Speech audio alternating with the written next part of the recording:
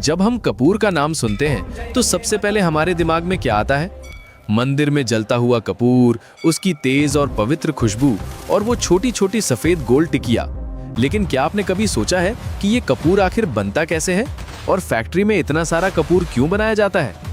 असल में कपूर बनाने के दो तरीके होते हैं, एक नेचुरल जो पेड़ों से मिलता है और दूसरा फैक्ट्री वाला यानी सिंथेटिक जो केमिकल प्रोसेस से तैयार किया जाता है। पहले के समय में लोग सीधे पेड़ों से कपूर बनाते थे, लेकिन आज के समय में बढ़ती मांग को पूरा करने के लिए ज्यादातर कपूर फैक्ट्रियों में बनाया जाता है। अब जरा सोचिए, जंगल से निकलने वाला साधारण सा रेजिन कैसे बदलकर ऐसा शुद्ध कपूर बन जाता है जो जलने पर बिना राख के खत्म हो जाता है। आज हम आपको इसी का पूरा सफर दिखाने वाले हैं, पेड़ से लेकर फैक्ट्री तक और मशीन से लेकर आपके घर तक। इसलिए वीडियो को आखिर तक जरूर देखें और हाँ, कमेंट में ये भी बताना कि आप ये वीडियो कहाँ से देख रहे हैं, ताकि हमें भी पता चले कि हमारे प्यारे सब्सक्राइबर्स देश विदेश में कहाँ से जुड़े हैं। अगर वीडियो पसंद आए तो एक लाइक, सब्सक्राइब और शेयर जरूर करना। तो चलिए अब बिना समय गवाए सीधे चलते हैं इस मजेदार प्रोसेस की तरफ।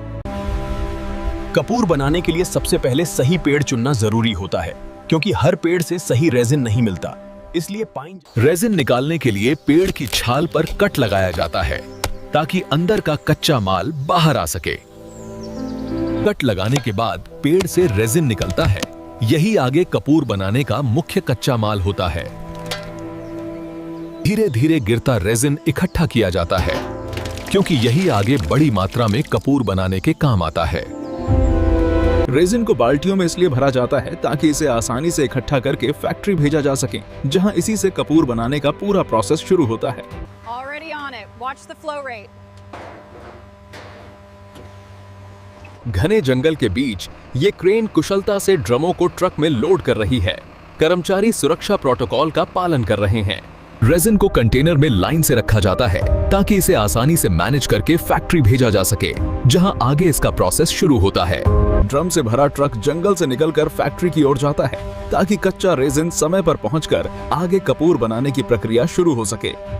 जंगल से निकलने के बाद ये ट्रक सीधे फैक्ट्री की ओर बढ़ता है, क्योंकि यही कच्चा रेजिन आगे मशीनों में प्रोसेस होकर कपूर में बदला जाएगा। यही वो बड़ी फैक्ट्री होती है जहां कच्चा रेजिन मशीनों के जरिए प्रोसेस होकर कपूर में बदला जाता है। इसलिए हर स्टेप यहाँ बहुत ही सटीक तरीके से किया जाता है। एक साथ कई ट्रक फैक्ट्री के अंदर जाते हैं, क्योंकि बड़ी मात्रा में रेजिन को जल्दी प्रोसेस करना जरूरी होता है ताकि उत्पादन लगातार चलता रहे। फैक्ट्री पहुंचने के बाद ड्रम को मशीन की मदद से उतारा जाता है ताकि भारी मात्रा में रेजिन को जल्दी और सुरक्षित तरीके से प्रोसेसिंग के लिए भेजा जा सके। रेजिन को बड़े बड़े स्टोरेज टैंक में डाला जाता है ताकि इसे एक साथ जमा करके मशीनों में लगातार प्रोसेस किया जा सके और उत्पादन तेजी से चलता रहे। रेजिन को बड़ी मशीनों में डाला जाता है ताकि इसे तेजी से प्रोसेस करके आगे के केमिकल स्टेप के लिए तैयार किया जा सके और उत्पादन लगातार चलता रहे। अब हीटिंग चेंबर चालू किया जाता है ताकि रेजिन को सही तापमान पर गर्म करके उसके अंदर के केमिकल बदलाव शुरू किए जा सकें। अंदर लिक्विड को तेजी से उबाला जाता है ताकि उसके अंदर के केमिकल बदल सकें और कपूर बनने की प्रक्रिया आगे बढ़ सके। गर्म होने के बाद भाप तेजी से ऊपर उठती है, क्योंकि इसी से केमिकल बदलाव और तेज होते हैं और कपूर बनने की प्रक्रिया आगे बढ़ती है। मशीन को लगातार चेक किया जाता है ताकि तापमान और प्रेशर सही बना रहे, क्योंकि अगर थोड़ा भी गड़बड़ हो जाए तो कपूर बनने की पूरी प्रक्रिया खराब हो सकती है। इस स्टेज पर खास केमिकल मिलाए जाते हैं ताकि रेजिन का ढांचा बदल सकें और उसमें कपूर जैसी खुशबू और गुण विकसित हो सकें। जैसे जैसे केमिकल रिएक्शन होता है, लिक्विड का रंग बदलने लगता है, क्योंकि इसी बदलाव से नया कंपाउंड बनता है जो आगे चलकर कपूर में बदलता है। मिश्रण को लगातार घुमाया जाता है ताकि सारे केमिकल अच्छे से मिल सकें और रिएक्शन बराबर हो, जिससे सही कंपाउंड तैयार हो सके। रिएक्शन के दौरान बुलबुले बनने लगते हैं, क्योंकि अंदर गैस रिलीज होती है और केमिकल बदल रहे होते हैं, जिससे कपूर बनने का अगला स्टेज शुरू होता है। इस स्टेज पर वाष्प यानी वेपर बाहर निकलता है, क्योंकि गर्मी के कारण लिक्विड गैस में बदलता है, जिससे आगे का प्रोसेस और आसान हो जाता है।